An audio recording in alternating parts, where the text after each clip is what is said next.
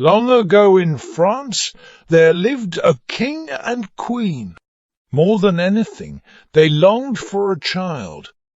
At last, to their great happiness, the queen gave birth to a little girl.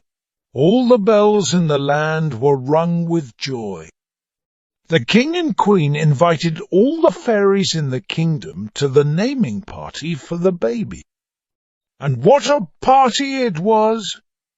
Plates and silverware of pure gold were set with care before each guest. But one fairy, Maleficent, who had left 50 years before and had not been seen in all that time, showed up at the door. Quickly the king and queen found a place setting for the new guest. But alas, the plate and the silverware were not of pure gold. This made the old fairy very angry. Soon it was time for each fairy to give her blessing to the baby. When it came to Maleficent's turn, she stood up and pointed her long finger at the sleeping baby girl in the cradle. "I declare, before all of you," Maleficent called out, "that this child, on her 16th birthday, shall prick her finger on the spinning wheel and die." With a whoosh of smoke, the evil fairy vanished. Everyone cried out with alarm, as you can imagine. But one fairy had not yet given her blessing. The king and queen asked this fairy, whose name was Merryweather, to reverse the curse. Merryweather shook her head. Sadly, that was not possible. But she could soften the curse. On her 16th birthday, she said, when the princess pricks her finger on the spinning wheel, instead of dying, she will fall asleep for 100 years. 100 years, said the queen. After our daughter turns 16, we will not know her any more. The king ordered every spinning wheel in the kingdom to be brought to the palace and burned. To be extra sure the princess would not be anywhere near a spinning wheel, he also ordered the fairy Merryweather, along with 2 other fairies, Flora and Fauna, to take the baby far away. The fairies would raise the child in a cottage, deep in the woods. There they would keep her safe until after her 16th birthday. After that day, it would be safe to bring back the princess, who had been named Aurora, to the castle. Aurora grew up knowing no others than the 3 fairies, whom she knew as her aunts. The animals of the forest were her friends. The birds and the deer, the chipmunks and the rabbits, followed her around as she fed them treats and cooed to them. From the time she was little, Aurora was told she must stay inside the hills that surrounded them. She did not mind that in the least. The woods were wide and deep inside the hills, and there was plenty of room for her to play. One day, Aurora came home to the cottage to find her 3 aunts preparing for a party. "What's going on?" she said. "Tonight we will celebrate your 16th birthday," said Flora. "It is?" said Aurora. "Ah, that means tomorrow I go back to the castle." "Yes," said Merryweather. "We have kept you safe from that spinning wheel for 16 years. Soon it will be time for you to take up your royal life as a princess. And the first thing for you will be to get married," said Fauna. "Married already?" said Aurora. Do you know who I'm supposed to marry?" "We do," said Fauna with a wave of her hand, "but there's no need to worry about that. Even if he's a bit strange, some might say a bit horrid, you won't have to spend much time with him after all. And he does come from a fine family," Flora added with a quick smile. "Wait a minute," said Aurora, pulling back. "Why do you say he's a bit horrid?" "It's best not focus on such things, dear," said Merryweather. "Just do everything your husband tells you to do," said Flora, "and you will be fine. This is not turning out like I thought," cried Aurora. "Ah! How long do I have to stay married?" "No, no, this is all wrong," cried Aurora.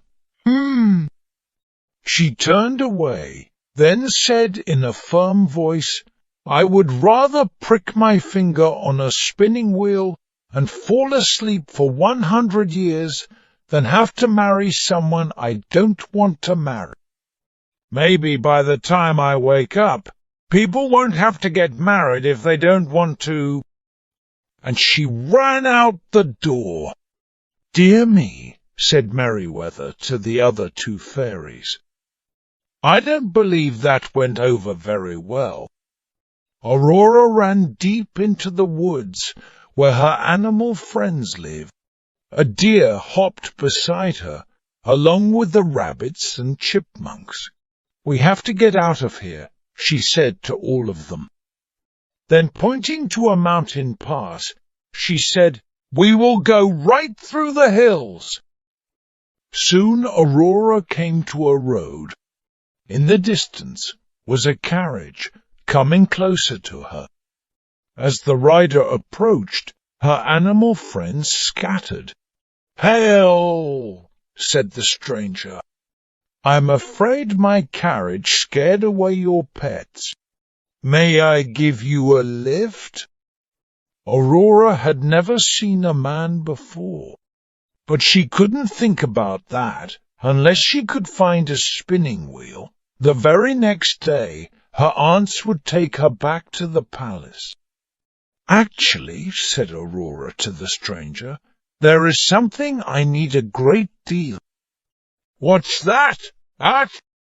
Said the stranger, hopping out of the carriage. Very nicely dressed was he, and well-mannered too. "A spinning wheel," said Aurora. "A spinning wheel," said the stranger. "But there are none left in the land. Everyone knows that." "Well, you see," said Aurora, rubbing her hands together, "I have this friend. She needs a spinning wheel in the worst way." Aurora looked directly at the stranger. "It's a matter of life or death." The stranger looked at Aurora's eyes. At last he said, "I may know of one," he said, "but this needs to stay between you and me." The stranger stepped closer. "Not far from here lives an old woman who spun yarn all her life. When the orders came to burn all the spinning wheels, she could not bear to let go of her beloved spinning wheel, since it had been in her family for many years. She came to me," he said, pointing down the road, "as I'm a prince from the next kingdom. She begged me to let her store it away safely. So I put it in the attic room of my castle tower, where no one ever goes, until the 16 years had passed." "I shouldn't," said the prince. Then after a moment he said, "But I will."